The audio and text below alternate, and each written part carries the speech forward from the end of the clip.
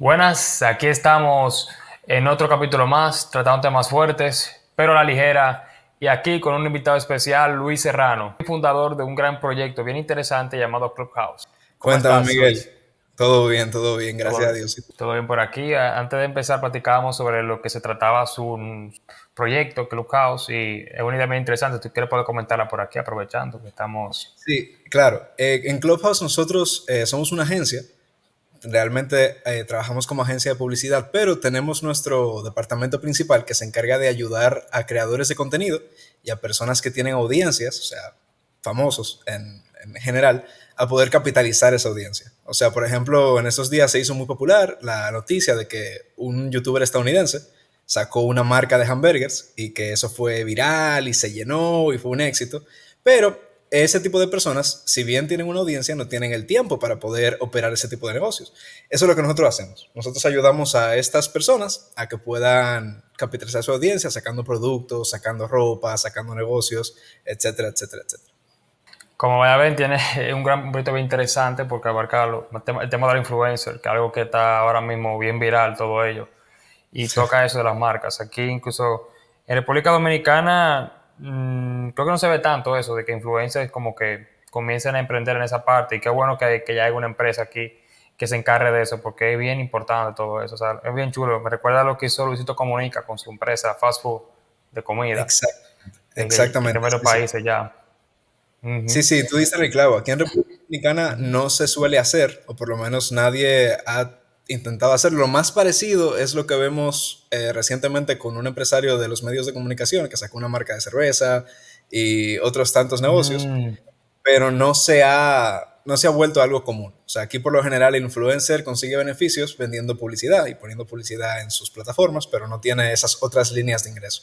¿Qué es lo que queremos cambiar? Sí, qué bueno que está aquí, va a ser un gran impacto porque, y algo bien chulo para lo que vemos influencers, porque al fin y al cabo nos beneficia, que nada mejor que ir al restaurante del influencer que uno le guste y poder disfrutar, Claro, que es lo que está ahí.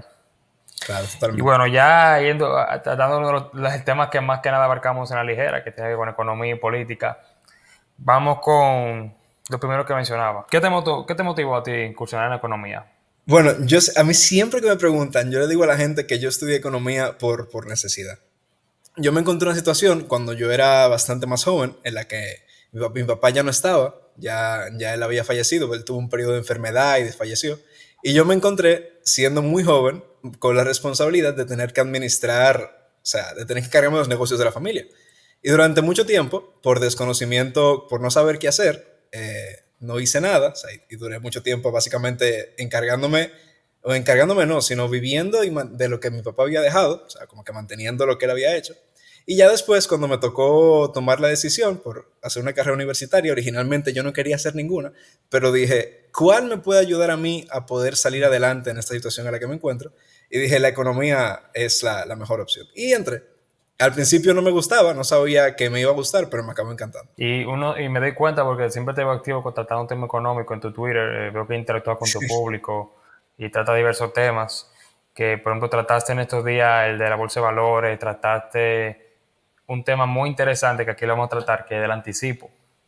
Sí. Pero antes de caer en el anticipo, vamos a hablar de lo que es el sistema impositivo en general en República Dominicana. Para ponérselo plano, ustedes, el sistema impositivo son el sistema del impuesto que le cobran a diario a todas las personas aquí, empresarios, el que anda en el colmado comprando a todo el mundo, todos. Entonces, ¿cómo es el sistema impositivo de República Dominicana, Luis? Que algo que la gente Aquí, como que... sí, sí, es un tema complicado, es un tema complejo, porque tenemos un problema. Realmente República Dominicana no es un país que tenga impuestos bajos. Todo aquel que ha emprendido o ha tratado de emprender o se ha informado sobre el tema de los impuestos, el impuesto sobre la renta, el ITEVIS, etcétera, se ha dado cuenta. O sea, por ejemplo, aquí el ITEVIS es un 18%, que tú pudieras decir, bueno, eso es bajito comparado con, yo qué sé, con Europa, que tiene los países promedio un 21% de ITEVIS o de IVA, que es el equivalente de ellos. Y tenemos un impuesto sobre la renta Sí. de un 27%. Y tú dirás como que, bueno, entonces el Estado, con todos esos impuestos, debe recaudar una muy buena cantidad de dinero. Y resulta que no, que ese es nuestro gran problema como país, o el gran inconveniente de cara al presupuesto público, que la tasa impositiva es bastante alta, o sea, 27% de las ganancias que generan las empresas se lo queda el gobierno. Eso es base, o sea, ese es el impuesto mínimo que ellos tienen que pagar. Pero si nos vamos a ver la presión fiscal, que es una medida que te dice qué tanto del PIB del país el gobierno recauda en impuestos, vemos que es solo el 14.5%. ¿Qué quiere decir eso? Que a pesar de que según la ley todas las personas deberían pagar un 27% de sus ingresos al Estado, el Estado solo consigue recaudar un 14.5% de todos esos ingresos. O sea, que tenemos una tasa que no está correspondiendo a lo que el Estado realmente está recibiendo. ¿Por qué pasa eso? Yo creo que la respuesta es obvia. Aquí tenemos un problema grande de evasión fiscal. La mayoría de los dominicanos no pagan impuestos, todos lo sabemos, de hecho el Estado es consciente, más del 50% de la economía es informal, lo cual hace que más del 50% de todas las transacciones que se hacen pasen por debajo del radar del gobierno, que no tengan ningún tipo de impuesto, y eso dificulta mucho que el Estado pueda aumentar sus recaudaciones. ¿Qué ha venido haciendo el Estado durante todo este tiempo, o por lo menos desde que se ha interesado en aumentar la recaudación fiscal? Aumentar los impuestos o implementar mecanismos para conseguir que las personas paguen una cantidad mayor sin que necesariamente se le aumenten los impuestos. ¿A qué me refiero con esto? Un ejemplo claro, el anticipo, que es lo que veníamos comentando ahorita. ¿Qué es realmente el anticipo? El anticipo es un pago adelantado que tú le haces al gobierno, es como una especie de préstamo, en base a lo que se supone que tú les vas a pagar a ellos el año que viene. O sea, se acaba el año, ¿verdad? Yo me gané 100,000 pesos. Entonces, yo tengo que sacar mi impuesto sobre la renta, que es un 27%. Entonces, técnicamente, a mí me corresponde pagarle al Estado 27,000 pesos, que fueron de los 100,000 que yo me gané en este año, 27,000 les toca a ellos. ¿Qué pasa? Eso no se queda ahí. Además de esos 27,000, yo tengo que pagarles un anticipo, que son esos mismos 27,000 una segunda vez, que funciona como un préstamo, como decía al principio. O sea, ese es un dinero que ellos supuestamente no, realmente sí lo hacen, pero que ellos me lo van a descontar de lo que a mí me toque pagar al año siguiente. Y al final yo les vengo prestando ese dinero sin que ellos me den nada a cambio. Que ese es el gran problema que yo le veo a ese asunto del anticipo. Que al final es un préstamo que el Estado te está obligando a darle sin que ellos te den nada a cambio.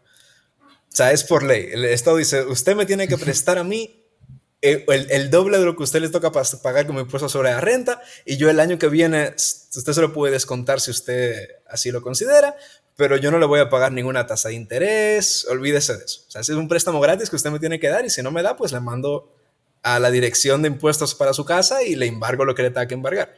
No es como que tú tienes una opción de no pagar ese anticipo. Que ese es el problema que hay ahí, o sea, te están obligando a punta pistola prácticamente. Préstame dinero a punta pistola, hey, y sin intereses, oíste.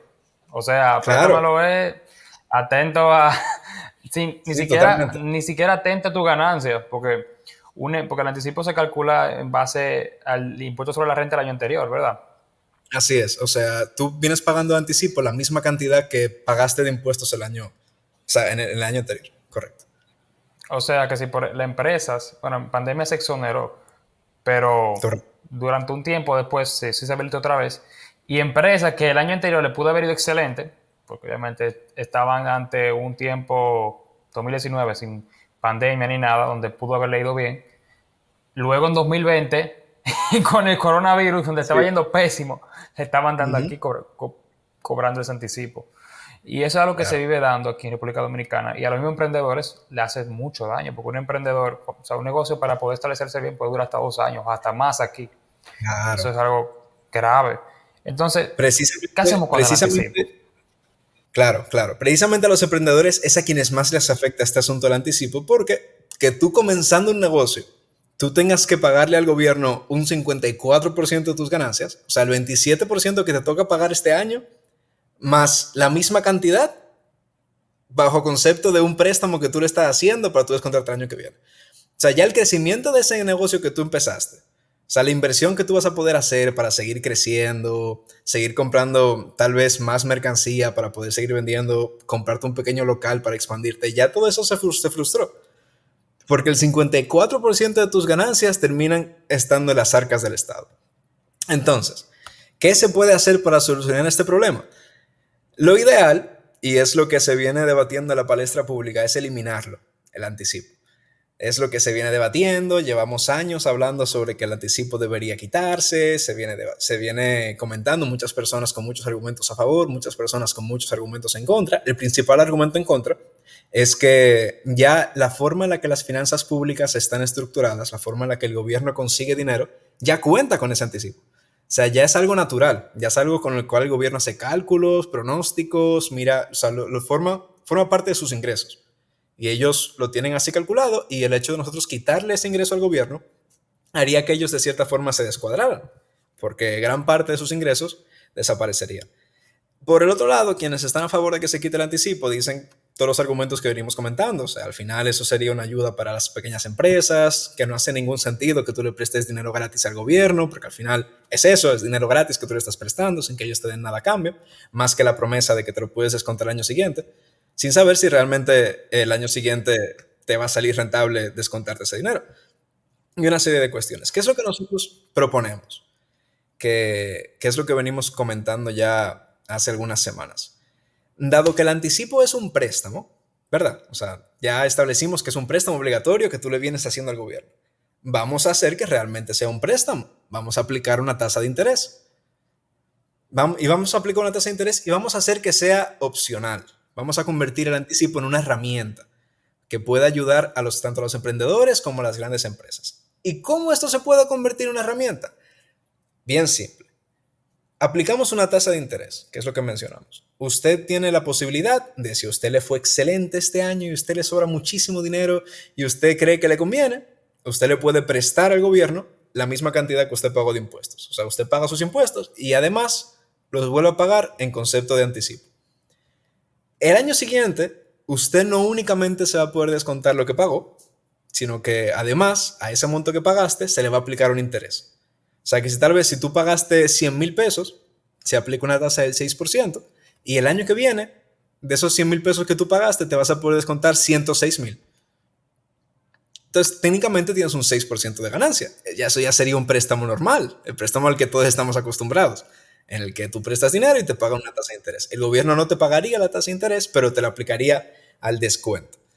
La otra opción, que pienso que ambas se pueden combinar, de hecho la propuesta que estamos planteando, ambas ideas estarían dentro de un mismo paquete, es que en vez de tú pagar este anticipo, supongamos que tuviste un año más o menos, o sea, se acabó el año, pero tú tuviste problemas con el asunto del efectivo, tal vez hiciste algunas inversiones en tu negocio que no te resultaron y no tienes el dinero cash para tú ir a la Dirección General de Impuestos y decir, mira, aquí tienes el dinero que te debo. En ese caso, se aplica lo mismo a la inversa. La DGI te dice, ok, no hay ningún inconveniente. Vamos a dejar que tú pagues el impuesto que te corresponde este año en 12 cuotas. Vamos a dividírtelo para que tú lo vayas pagando a lo largo del año que viene. Pero ¿qué pasa? Misma lógica de los préstamos. Se va a aplicar una tasa de interés. Entonces, supongamos que a ti te tocara pagar, si pagaras todo de golpe, 100,000 pesos. Ese es el monto que técnicamente te toca de impuesto sobre la renta. Si tú decides pagarlo a plazos, al final tendrás pagos de 11,000 pesos al mes o de 10,500 pesos al mes, y al final del año, cuando hayas pagado el impuesto completo, que hayas completado todos los pagos, habrás terminado pagando 106,000 pesos. O sea, 6,000 pesos más de lo que hubieras pagado si lo pagabas todo a golpe. Es la misma lógica de los préstamos, como decía. O sea, la DGI lo que dice, ok, si tú no tienes dinero para pagarme, vamos a darte un crédito a 12 meses. Tú me vas pagando mes tras mes y así se te puede hacer más fácil. Y con esa dinámica, nosotros creemos y apostamos, y de hecho estamos seguros, que se va a proveer a las empresas, a los emprendimientos, a las pymes, a los grandes negocios también, con herramientas suficientes y necesarias para poder superar las diferentes etapas, los diferentes ciclos económicos y las diferentes situaciones como la que vivimos hace algunos años, como con el asunto del COVID, la pandemia, que hubo confinamiento, todo el mundo estaba encerrado. Las empresas van a poder manejar mejor sus finanzas, porque si no tienes dinero ahora, vas a poder pagar en 12 cuotas. También, si te sobra dinero, puedes aprovecharlo y conseguir un descuento extra el año que viene. El gobierno se va a poder ver beneficiado, porque ya que el anticipo va a tener un incentivo, estamos seguros de que, además de que muchas empresas van a optar no, por reportar de forma más transparente. O sea, todos sabemos que se hacen muchos rejuegos con las cuentas de las compañías y que si tal vez si tú llevaras todo por el librito, te tocara pagar una cantidad, pero muchas empresas hacen algunos cambios y ponme esto aquí, vamos a ponerte gato aquí, vamos a sacarte comprobante de una nevera que yo me compré para mi casa, para que al final el monto que te toque pagar a fin de año sea más bajito. Si hacemos este mecanismo en el cual pagar un anticipo te permite tener un descuento mayor el año que viene, las empresas tienen un incentivo para tratar de reportar la mayor cantidad posible. Porque si yo reporto la mayor cantidad posible este año, voy a poder pagar de anticipo la mayor cantidad posible y el interés que voy a recibir el año que viene va a ser mucho más alto. ¿Me doy a entender? Sí. Y una O sea, idea bien que al final, interesante, claro, porque trae es una cajita de herramientas para que las compañías puedan manejarse. y al final no obliga a la gente, no te dice que apunte pistola, ven, al anticipo. No, no. Tú puedes hacer lo que tú quieras a cambio de un incentivo. Con un Exacto. incentivo normal, un préstamo que todo el mundo conoce. Que es lo ideal, porque al final, si uno lo piensa, y el anticipo se colocó luego de un tiempo de crisis, que fue en 2007, se colocó 2006, más o menos. Sí, Que fue luego, después del lío que hubo en Maninter, que se descapitalizó el sí, gobierno, que el se Banco desestableció. Central gastó como 14% del PIB comprando la deuda de Sí, Baninter. sí, fue un problema fuerte. De hecho, a día de hoy todavía seguimos pagando parte de esa deuda. Que hay un tema con la ley de recapitalización, pero eso lo tocamos más tarde ahorita. que, que todavía no se están cumpliendo los pagos con el porciento que tocaba en la ley. Así Pero es. bueno, hablando del anticipo y todo eso, una pregunta bien interesante que me llegó aquí mientras hablábamos, era algo bien que realmente que yo sé que muchos emprendedores se van a identificar, o tal vez todos los ciudadanos dominicanos. ¿Por qué siempre el ciudadano de a pie, o el empresario, o el negociante, o el empleado, es que tiene que ajustarse y el Estado dominicano nunca se ajusta? Siempre, no, no, no, no puedo, no puedo. Esa es una muy, muy, muy buena pregunta. Ajustarse en cuanto, te refieres a cuando hay problemas de la economía, que las cosas no están buenas, te refieres a ese tipo de ajuste, ¿verdad? Que uno tiene como que Sí, reducir su... a nivel financiero, porque como uno se maneja, cuando uno tiene menos ingresos de lo que uno gasta, entonces uno dice, bueno, espérate, vamos a ponernos la correíta. Wow. Ese es un debate eterno que hay en las diferentes escuelas económicas. El gobierno debería reducir su gasto. Debería el gobierno limitarse para que gaste menos y así que la economía fluya mejor y que el gobierno pueda tener un superávit y ahorrar y financiar proyectos sin tener que endeudarse, etcétera, etcétera, etcétera. Hay diferentes estudios al respecto. De hecho, hay un economista muy famoso, apellido Friedman. Todo aquel que estudió economía ha escuchado sobre Friedman. Friedman en un Milton momento Friedman. trabajó, exactamente, él trabajó en un momento en el Banco Ujú. Mundial. Y él hizo un estudio sobre el gasto público, o sea, el gasto que hace el gobierno y el desarrollo de los países.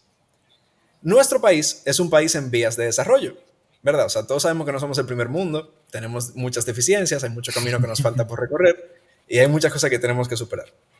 Ese estudio que hizo Friedman concluyó que en promedio, para un país poder avanzar y progresar en esa etapa de desarrollo, necesita que el gobierno gaste como mínimo el 20% o sea, que el 20% del Producto Interno Bruto sea gasto del gobierno. O sea, que si el país produce 100.000 millones, el gobierno gaste 20.000 millones en ese mismo año. ¿Qué pasa? Aquí no se recauda lo suficiente para poder hacer eso. Si nosotros limitamos al gobierno y le decimos, miren, ustedes no se pueden endeudar, yo lo siento mucho, pero ustedes no pueden seguir tomando deudas porque nos está yendo muy mal y el porcentaje de la deuda en comparación con el PIB está aumentando mucho y al final nuestros nietos van a tener que pagar todas estas deudas y no queremos que eso pase, así que ustedes no se pueden endeudar. Lo que vamos a terminar consiguiendo es que el gobierno gaste menos dinero. ¿Qué pasa si el gobierno gasta menos dinero? No necesariamente es sinónimo de que el país vaya a dejar de desarrollarse. De hecho, es probable que el país se siga desarrollando porque tenemos empresas, tenemos empresarios, tenemos emprendedores, tenemos gente que trabaja porque las cosas salgan hacia adelante. Sí. Lo que sí es probable que pase es que la riqueza cada vez se concentre más. Porque esa es una de las funciones que tiene el gobierno. Al final el gobierno con los impuestos lo que trata de hacer es quitarle dinero a aquellos que son muy buenos haciendo dinero y tratar de ayudar con ese dinero que le quitan a los que son muy buenos haciendo dinero a aquellas personas que tal vez no tienen las mismas oportunidades o no tienen las mismas capacidades para que ellos también puedan mejorar su calidad de vida. O sea, es necesario que el gobierno aumente su recaudación, eso sí es cierto. Es necesario que de alguna forma la gente deje de evadir impuestos, eso sí es cierto. Principalmente por eso que se dice que, o no se dice, sino que se entiende que tal vez el gobierno no tiene esa misma necesidad o esa misma obligación o motivación a realizar ajustes hacia la baja, o sea, a recortar su gasto. Entonces, ahora vamos a tratar un tema aquí que es relacionado a lo que tú mencionabas en Sí. relación con el mismo anticipo. Si, por ejemplo, se quita el anticipo, ¿qué tanto podría haberse afectado la finanza pública? Porque hablamos de que lo describimos superficialmente, pero ¿qué tanto, a qué nivel de profundidad puede llegar? Los ingresos por anticipo, como el anticipo se paga mensualmente, o sea, no es que tú pagas de cascarazo todo el dinero que te tocaría pagar de anticipo, sino que tú lo vas pagando todos los meses una proporción y al final del año vas a haber pagado el anticipo completo. Como se paga todos los meses, la participación del anticipo o el peso que tiene el anticipo, los ingresos del gobierno también se mide de forma mensual. Y ahora mismo no tengo el número exacto, pero en estos días lo vi, estamos hablando de miles de millones de pesos mensuales.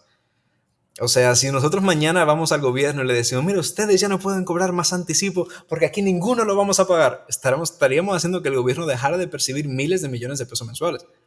Que eso es un hoyo grandísimo que le estaríamos haciendo.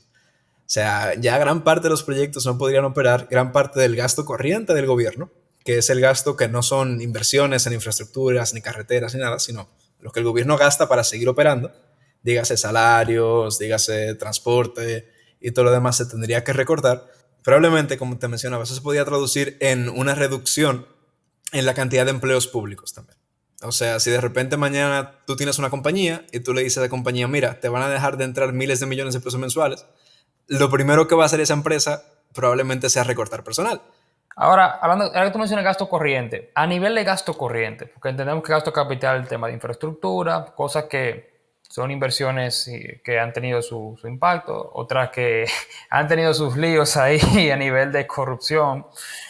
Y el gasto corriente. ¿El gobierno en gasto corriente se ha manejado bien o está desbocado en gastos?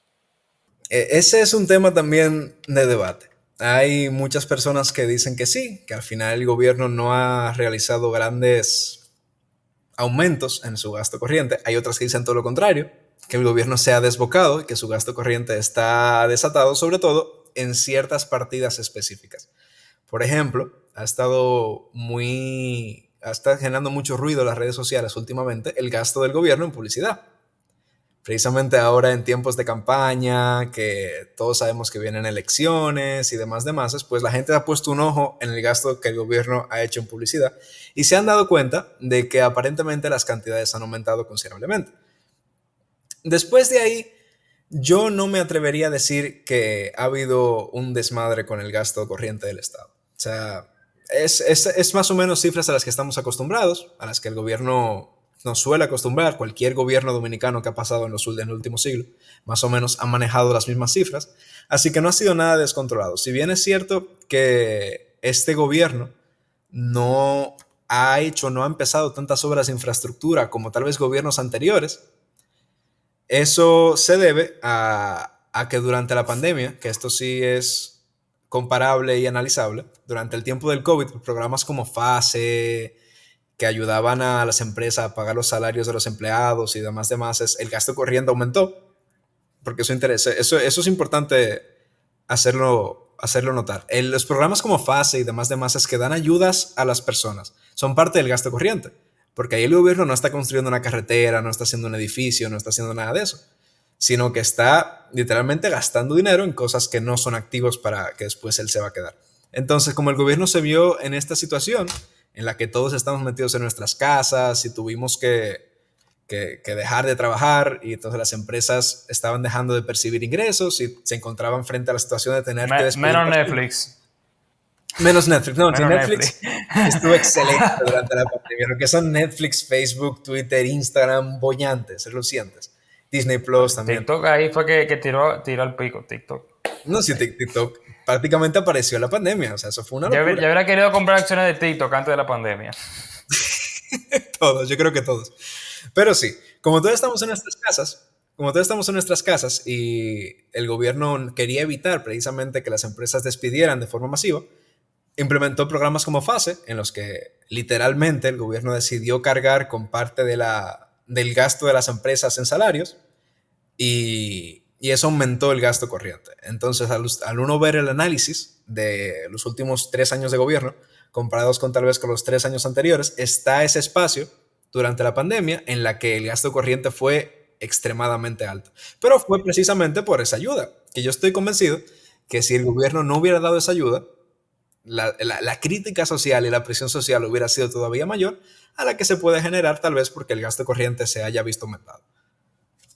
Ahora, a nivel general, todos los gobiernos, ya hablando vamos a hablar de los tiempos de Balaguer, ¿el gasto corriente en República Dominicana se ha comportado correctamente o no? Porque una duda que Como te mucha decía, gente comenta y habla. eso es interesante, eso es interesante. Realmente el gobierno dominicano no gasta tanto dinero como uno se podría imaginar. O sea, al principio nosotros estamos mencionando esa conclusión a la que llegó Friedman, de que el gobierno en desarrollo debería gastar más o menos el 20% del PIB.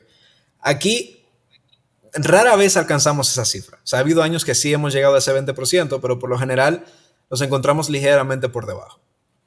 ¿Qué pasa?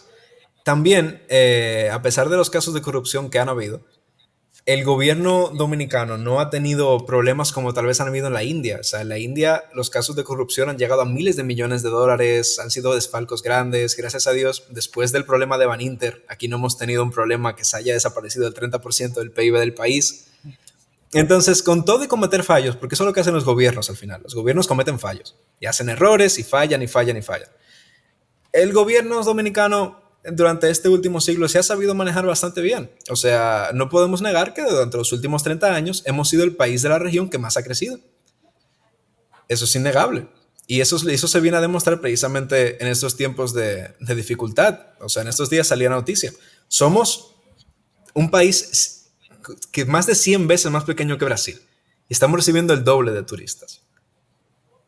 Somos uno de los primeros países que alcanza su meta de inflación. Los bancos estadounidenses están recomendando a sus inversionistas invertir en deuda dominicana. Y todo eso es gracias a que precisamente hemos tenido gobiernos relativamente responsables. Han habido casos de corrupción, claro. Han habido casos de malversación de fondos, claro. Pero en el gran espectro, los gobiernos se han comportado considerablemente bien. Y también que tampoco hemos tenido un gobierno comunista, socialista, ni nada por el estilo, ni Sí. tampoco de extrema derecha, sino que todos han sido de centro y eso nos ayuda a mantener una estabilidad. Sí, que eso es algo que conviene mucho, que a nivel de la región, es verdad que en la región tenemos países, unos personajes bien importantes a nivel de la región.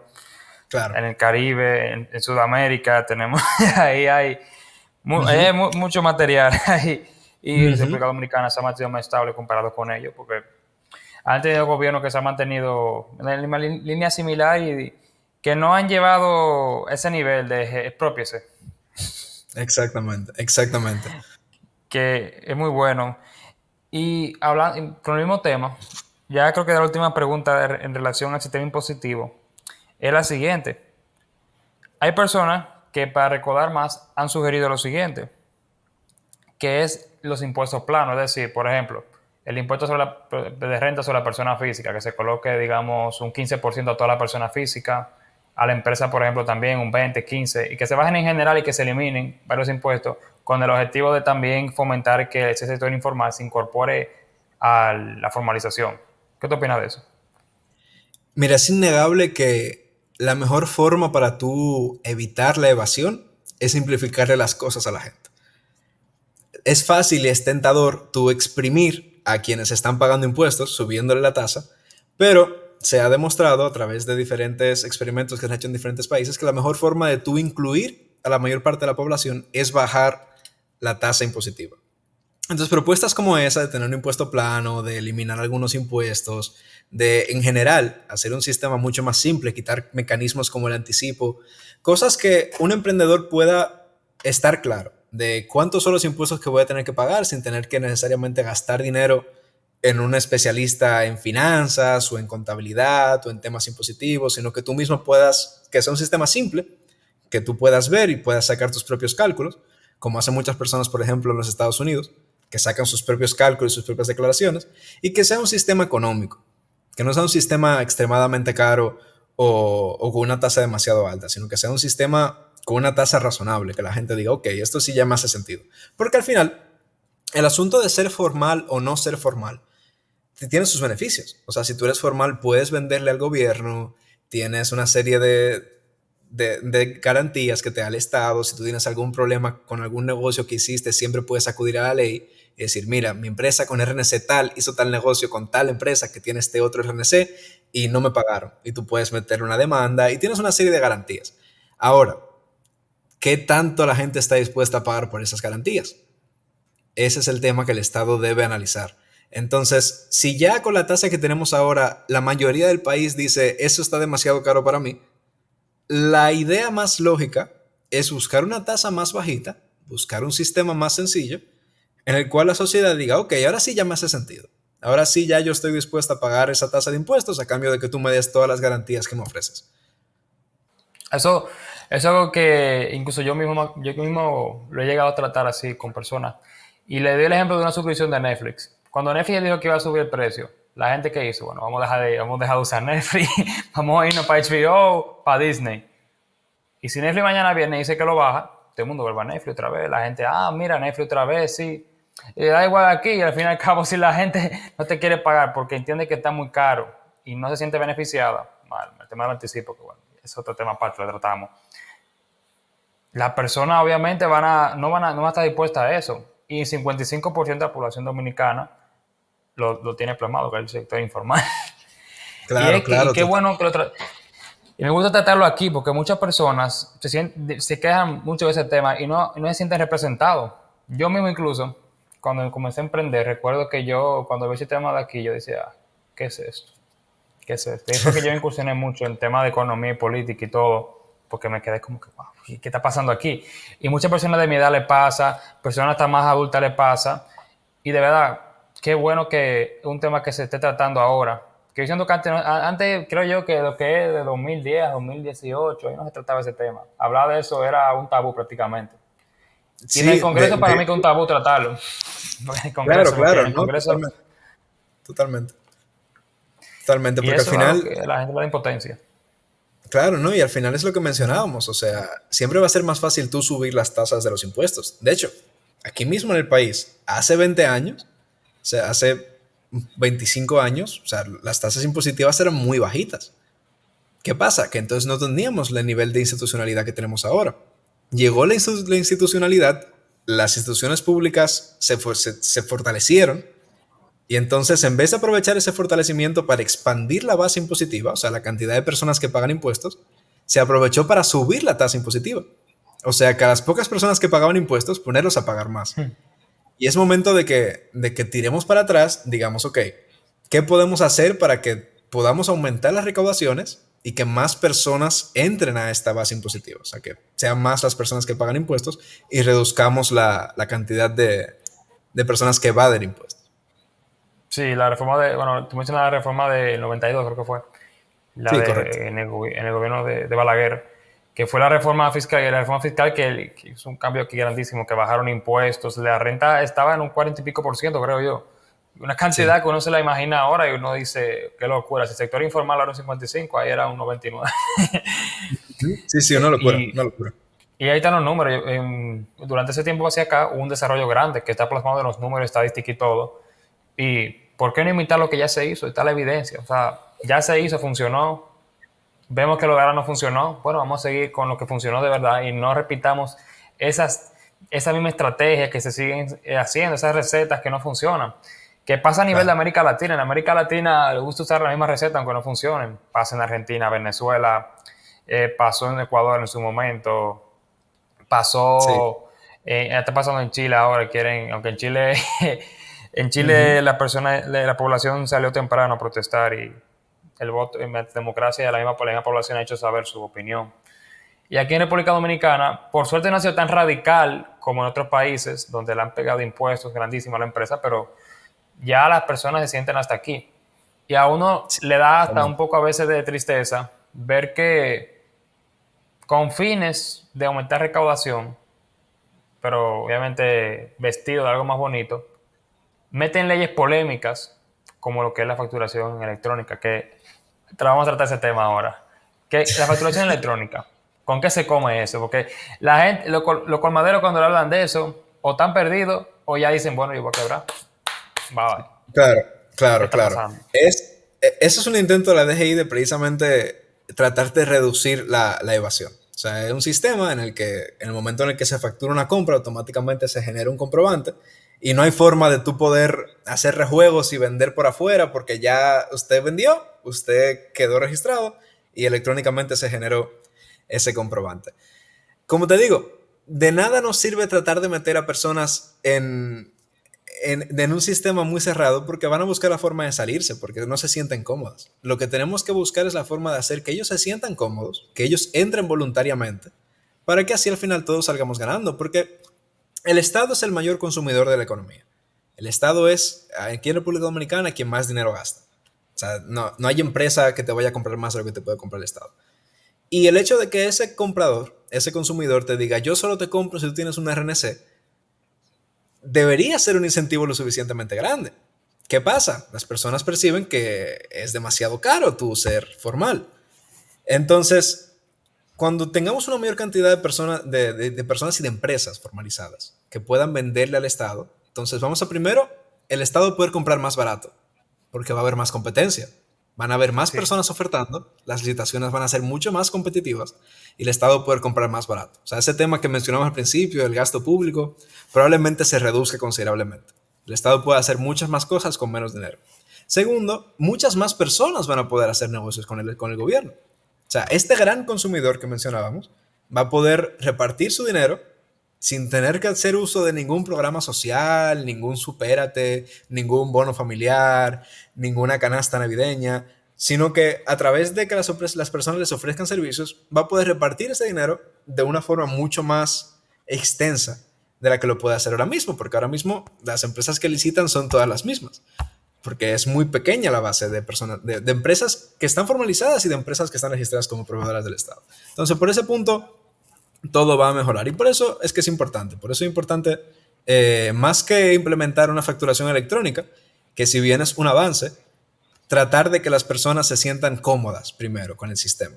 Que las personas decidan que gane esa comparación que mencionábamos de costo-beneficio y digan, ok, me sale rentable, yo voy a entrar a este sistema, voy a sacar mi RNC y voy a decidir entonces formar parte ya del sistema formal de la República Dominicana. Yo digo que es un tema también de querer, de querer estar en el primer mundo sin llegar allí. Como que decimos, bueno, ¿qué tienen los países Es cierto. primermundistas?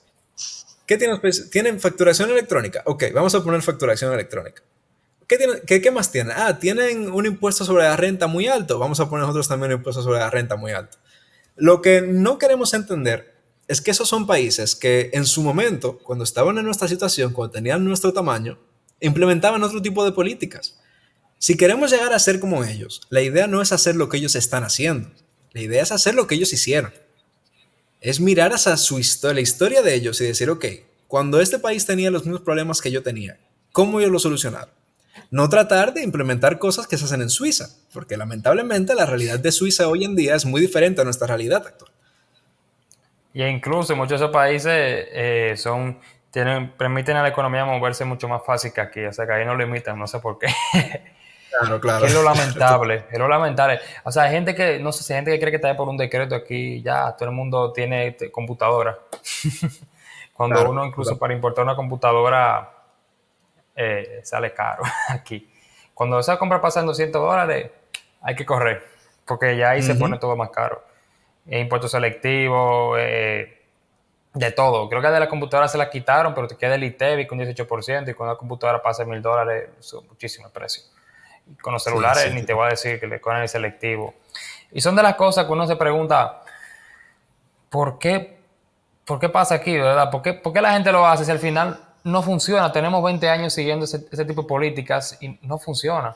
Y digo 20 años porque vamos a decir que se hizo la reforma de bajada impositiva en el 92, y ya eso ha pasado casi 30 años, ya pasó de eso. Y de 20 años que ha habido toda esa subida de impuestos, más regulaciones, que al final no son cosas que benefician a nosotros como país. Ahora, ¿qué modelo tú recomiendas aquí a nivel de los países actualmente, a nivel global? ¿Qué modelo que te llama la atención y dice que, oye, ese modelo estaría chulo aquí? Que hay muchos ejemplos que ahora están sonando mucho, tal de Estonia, por un lado.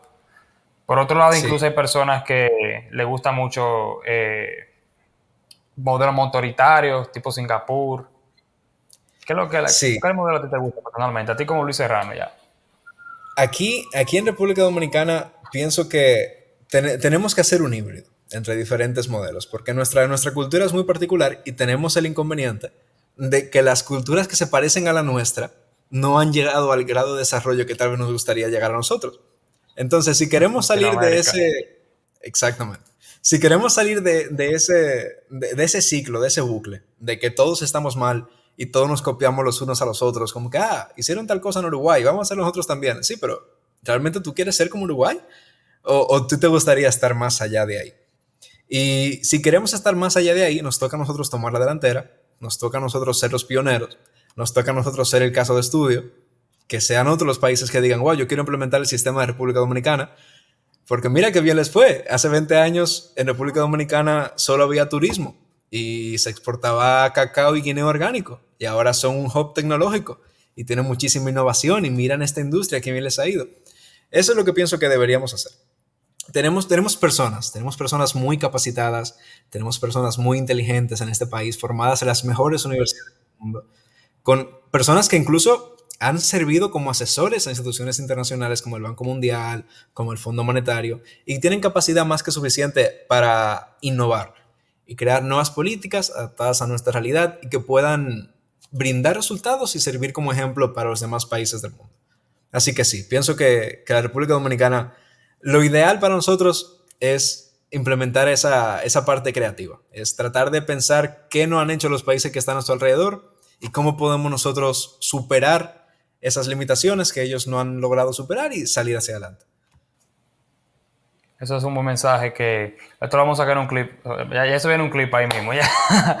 Qué excelente, qué excelente que lo dice, porque es algo que yo por eso siempre le he dado mucho respaldo. Una frase bien cliché, pero que es verdad. Que las personas que participan en política son mayormente las personas que tal vez no tienen las mejores intenciones, muchos, o tal vez no son los mejores, porque muchas veces las mentes más brillantes son a políticos o simplemente se van del país.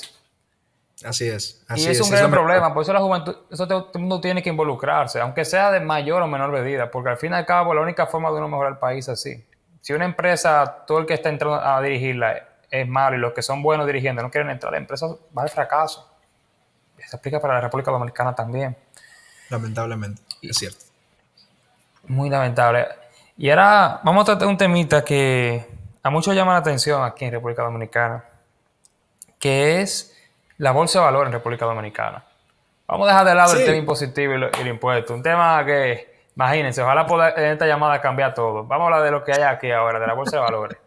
Mucho en Estados Unidos le encanta invertir, comprar acciones. Me acuerdo yo que en 2021, 2020 pasó lo de GameStop, que un grupo sí, se coordinó y inflaron una acción de GameStop y sí, subieron sí, esa porque acción a se otro dieron cuenta precio. que había un grupo económico apostando a favor de que bajara el precio de la acción y ellos dijeron, ustedes dicen que va a bajar, miren ahí, compran, compran, compran, compran. Sí, fue La fuerte. cosa bien graciosa y personas se beneficiaron de eso, lo que la apostan a subir. Claro, claro, así es. Y desde ese tiempo para acá, mucha gente se interesó en esa bolsa. Hay personas que lo que tienen Social Security, que tienen su ciudadanía, aprovecharon de una vez a crearse su cuenta en Robinhood y todos esos brokers. Así es. Pero muchos se preguntan, conchale, ¿quién es RD? ¿No tenemos algo similar? ¿No tenemos algo parecido? Lo ¿Dónde que tenemos, podía invertir? ¿Qué hay lo aquí en la tenemos, lo República tenemos. Dominicana? Aquí en República Dominicana tenemos una bolsa. Tenemos, o sea, tú sabes que en Estados Unidos ellos tienen un sistema que si tienen el Nasdaq por un lado y que si tienen la bolsa de Nueva York por otro lado. Aquí tenemos una sola, que es la bolsa de República Dominicana. Y la bolsa de República Dominicana, mayoritariamente lo que se negocian son títulos de deuda. El otro día estaba hablando con un conocido mío y estamos comentando precisamente eso. Aquí no existe un mercado de valores. O sea, un mercado donde tú puedas comprar y vender acciones de compañías y demás, aquí no hay eso. Aquí lo que hay es un mercado de deuda. O sea, los bonos que el gobierno emite para que la gente le preste dinero, eso es lo que por lo general se negocia en la bolsa dominicana. Eso, aunque parezca un poco desalentador para la mayoría de la gente, porque dice como que rayos, a mí me gustaría comprar acciones de tal empresa que yo suelo consumir mucho sus productos. En realidad es un marco de oportunidades, porque todos los que hoy en día son grandes mercados financieros comenzaron siendo mercados de deuda. La primera cosa que se negociaba en los mercados eran los bonos. No necesariamente bonos de un gobierno, sino bonos de empresas. Como que, yo necesito que me presten dinero, entonces yo voy y busco un préstamo. Tú, Miguel, me prestas a mí el dinero, yo te doy un bono. Y a quien sea que tenga ese bono, cada vez que venga para donde mí, cada 30 días, yo le voy a pagar una tasa de interés. Y ese bono tú solo puedes vender a otra persona porque al final es como un papel que tú puedes darse a otra persona y ya depende de ti si tú lo vendes más caro, lo vendes más barato Y, o como sea que tú te las ingenies. y eso se aplica desde que uno está chiquito. Porque la mayoría de emprendedores en algún momento empezamos prestándole a un amigo a nosotros. Te presto 100, pero tú me tienes que pagar mañana 150. Claro, claro, Así porque es que empieza todo. totalmente, al final el asunto de los préstamos es uno de los pilares de todo el sistema en el que vivimos. Y por eso es que nuestro mercado, antes de tener acciones, lo que tiene son deudas, títulos, bonos y demás. También, cada vez más, y esto también es una muy buena noticia, se han venido negociando participaciones en fondos de inversión. Tradicionalmente aquí en la República Dominicana, los grandes grupos económicos, o sea, los grandes juntas de capital, aglomeraciones de capital que podían invertir y comprar grandes empresas y hacer grandes negocios turísticos y grandes complejos y resorts, etcétera, estaba limitado a un pequeño grupo de personas. Ahora, con la popularidad que han tomado los fondos de inversión, esas mismas inversiones están al alcance de cualquier persona que tenga dinero disponible para invertir. Entonces, a través de la bolsa, lo que uno puede hacer es comprar una pequeña parte de esos fondos de inversión y cuando tú compras una pequeña parte de esos fondos de inversión, tú tienes derecho a reclamar una parte de las ganancias. Entonces, es como invertir en una compañía, pero no es ninguna compañía, sino que es un fondo de inversión que está haciendo diferentes cosas con tu dinero, que puede ser construir apartamentos o hacer resorts, o tal vez es un fondo de inversión que se dedica a financiar obras de infraestructura del gobierno y lo que está haciendo es construir una carretera. Todo eso está disponible a través de la bolsa de valores, junto con el asunto de las deudas.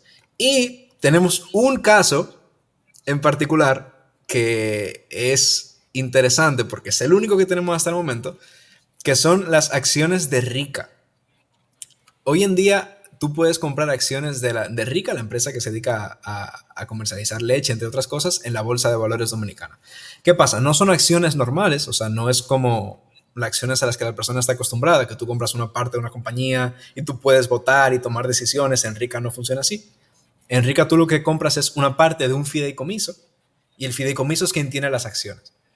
Entonces tú tienes derecho a los beneficios que te tocan por ser dueño de una parte de ese fideicomiso, pero tú no tienes el derecho a voto que tuvieras si las acciones estuvieran en tu poder. ¿Qué pasa? Eso va a cambiar gracias a Dios y a las iniciativas que se han venido implementando en este gobierno. Vamos a tener el primer IPO de la historia de la Bolsa de Valores de la República Dominicana. Hay una empresa, se llama César Iglesias, efectivamente, que va a salir a la bolsa por primera vez. Es la primera que lo va a hacer de forma directa, o sea que a diferencia de Rica, que lo hizo a través de un fideicomiso, esta vez tú sí vas a poder comprar acciones de César Iglesias, vas a poder tener la misma acción que han tenido los dueños de César Iglesias durante más de 100 años, vas a poder participar en las tomas de decisiones igual que ellos lo vienen haciendo desde más de 100 años, o sea, tú vas a poder comprar tus acciones y si tienes mucho capital, comprar una buena parte de la compañía y sentarte en tu junta directiva a tomar tus decisiones, igualito que todos ellos lo vienen haciendo. Y además va a tener derecho, como dueño de una acción, a la parte de las ganancias que la compañía genera. Eso está bien chulo aquí porque eso nunca se veía aquí antes. E incluso creo que hay empresas que han emitido acciones, pero de una manera como que no en la bolsa de valores, sino como que se la venden a cliente, algo así. Sí, Con los exacto. O bancos. O sea, sea, Claro, porque al final todas las compañías tienen esa habilidad. O sea, tú puedes crear una compañía y tu compañía está formada por acciones. Si tú quieres vendérsela a quien sea, pues adelante, tú puedes hacerlo. Lo que no se había hecho, de hecho, gran parte de las compañías grandes aquí en República Dominicana funcionan así, a través de acciones, sobre todo los bancos. Gran parte de los bancos tienen acciones y pues tú puedes comprar o vender esas acciones, pero tiene que ser un negocio personal, como que si tú, Miguel, tienes acciones de un banco en específico y yo te conozco a ti, tú y yo hacemos una Ujú. compraventa y pues yo compro las acciones. Pero Ujú. no Se me se ha había complicado hecho. encontrar a la gente. Exacto, exacto. Lo que no se había hecho a través de la Ujú. bolsa, que la bolsa te permite comprarlo, o sea, sin yo tener que necesariamente negociar contigo personalmente, sino que tú me das un precio y cualquier persona que vea ese precio puede decir, ok, pues yo la quiero comprar. Y ya se efectúa el cobro y listo. Y es muy bueno para los dominicanos, porque le crea incluso otra forma más de tu poder generar ganancias. Mira Warren Buffett, que atento a inversión en bolsa de valores, hoy es de los mismos millonarios del planeta. Claro, O claro. Y sea no, y que hay nuestra cultura, oportunidades. en nuestra cultura está la idea de que las oportunidades están únicamente al alcance de los ricos. Con esta nueva apertura de la Bolsa de Valores Dominicana, que va a permitir a cualquier persona comprar partes de compañías emblemáticas del país, las oportunidades y el desarrollo y el crecimiento del país lo van a poder sentir cualquier persona. Porque ya esas grandes empresas que son las que todos los años crecen y todos los años exportan más y todos los años ganan más y todos los años venden más, van a poder, se van a comercializar en la bolsa de valores y tanto tú como yo vamos a poder comprar acciones de esas empresas y ser parte de las personas que se ven beneficiadas por ese crecimiento. Así es. En el caso entonces, no, de Leche Rica, César Iglesia, toda esa empresa, para comprar aquí hay un puesto de bolsa. Aquí en República Dominicana hay una buena cantidad de puestos de bolsa. Está Excel, Barval, los mismos bancos tienen su puesto de bolsa con versiones populares, todo eso. Pero las personas, entonces, ¿cuál es el proceso para poder registrarse? Tan fácil como en Estados Unidos, que desde una aplicación la gente puede crear su username, todo, y comenzar a comprar y vender. Hay limitantes, muchas limitantes. Hay, es más fácil de lo que la gente piensa. Tú puedes acercarte físicamente a un puesto de bolsa y pedir, hola, yo quiero abrir una cuenta de corretaje. Ese es el nombre, cuenta de corretaje. Tú te acercas y el proceso no es muy diferente al que tú tuvieras que superar para poder abrir una cuenta bancaria en cualquier banco del país. O sea, es algo a lo cual ya estamos acostumbrados. No es nada nuevo, ni te van a pedir un papel de la NASA, ni una carta firmada por el presidente, sino que son cosas que todos tenemos y que podemos demostrar. Y además, gracias a esta salida de César Iglesias a la bolsa, muchos puestos de bolsa han habilitado en sus portales digitales segmentos para que las personas puedan iniciar ese proceso.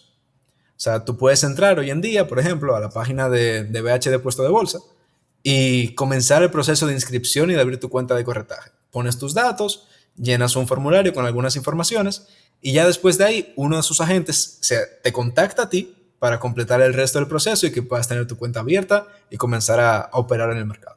Entonces, a nivel general, podemos decir que a nivel de reglas del mercado de valor de aquí dominicano en Estados Unidos, por ejemplo, que es el más conocido, el más famoso, principalmente que mucha gente lo conoció más por la película de Lobo de Wall Street, El lobo de Wall que Street, para el sí, que no la ha visto se la totalmente. recomiendo. Totalmente. Muy buena, y esa película, wow.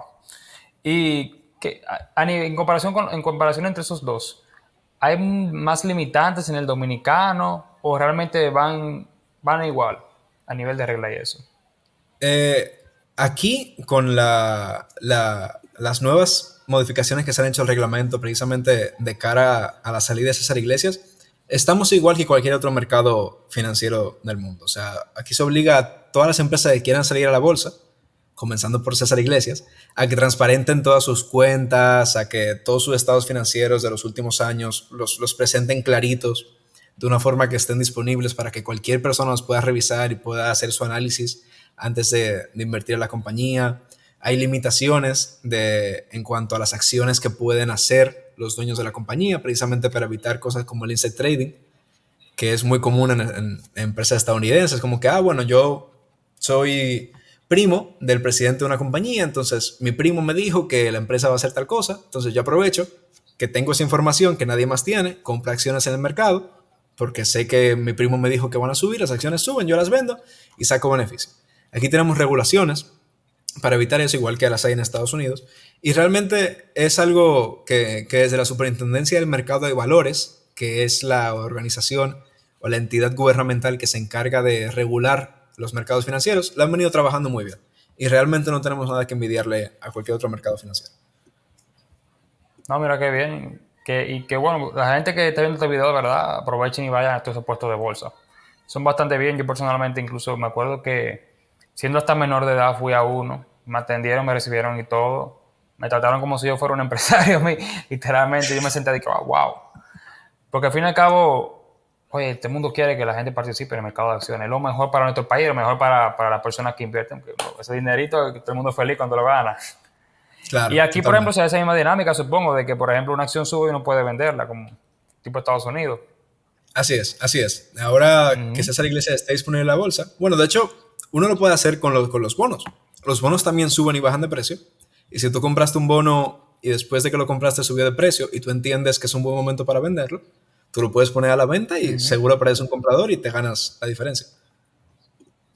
Sí, o sea, hay muchas oportunidades. Y esta parte, este segmento de aquí, esta parte, es más que nada educativa hacia la persona, porque es un tema que es necesario tocarlo. Mucha gente le interesa y es bueno que se sepa.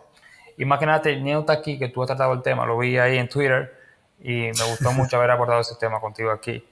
Otra cosa que he visto en Twitter es que tú tienes algo que se llama Forum Group. Sí, así es, correcto. En Forum Cuéntame nosotros de nos eso. encargamos de, además de hacer inversiones de capital, apoyar emprendimientos, diferentes proyectos. También nos encargamos de brindar servicios financieros. Si cualquier persona necesita alguna clase de mentoría o de asesoría, lo hacemos a través de Forum. Pero sí, principalmente nuestra actividad principal es invertir. Nosotros identificamos oportunidades de inversión, sobre todo en el sector real, o sea, directamente en la economía, no tanto en los mercados financieros, aunque sí operamos en los mercados financieros. O sea, sí tenemos inversiones en bonos y demás. Nosotros nos enfocamos más en la economía real. O sea, invertimos en empresas. Por ejemplo, Clubhouse Studio, que es lo que te mencionaba al principio, Ujú. es resultado de esta iniciativa que tenemos desde Forum de apoyar emprendimientos e ideas. Este cofundador que te mencioné al principio se me acercó y me dijo, mira, yo tengo esta idea. Y yo dije, está bien, perfecto. Vamos a darle. ¿Qué es necesario? Tanto. Vamos a darle. Y ha brindado bastantes resultados. Así que sí, eso es lo que hacemos básicamente desde Forum. No, mira qué bien y qué bueno que tú lo mencionas porque me atrajo mucho la idea porque cuando la vi me pregunté qué será para un grupo. Vamos a preguntarle aquí en el podcast para que explicar a las personas. Y bueno, aquí llevamos 1 hora y 3 minutos contando y ha sido una gran charla llena de grandes ideas, fructuosas intervenciones, parte tuya. Te agradezco que participaste aquí ahora a las 10:14 p.m. en el momento que esté grabando esto, que he dado tu tiempo. La última palabra que decir, Luis, hacer público La Ligera Podcast. Bueno, Miguel, sobre todo darte las gracias por la invitación y a todas las personas que nos están escuchando, me gustaría que se quedaran con la idea de que es importante educarse financieramente y económicamente también. El que no conoce nociones básicas de economía, el que no conoce nociones básicas de finanzas, está propenso a que lo engañen. Y no únicamente en estafas financieras, sino que cualquier persona se te acerque, te diga alguna información que tal vez no sea del todo cierta, aprovechándose de que tú no conoces los conceptos y no los manejas, y te pueden engañar. Es algo que se presta mucho en la política también, de presentar informaciones como que no son, como si realmente fuesen, para que entonces las personas digan, ah, pero quien sea que está gobernando o quien sea que está en la oposición no está haciendo su trabajo, no hizo su trabajo cuando le tocaba. Y por eso es bueno que las personas se informen y aprendan sobre economía y aprendan sobre finanzas para que puedan sacar sus propias opiniones y que no sean víctimas de las opiniones de los demás que tal vez no estén del todo bien intencionados. Así que nada, eso sería todo de mi parte, Miguel. Muchísimas gracias por invitarme, de verdad que sí. Y nada, mi gente, ya saben, nos vemos en otro capítulo, tratando temas fuertes, pero a la ligera.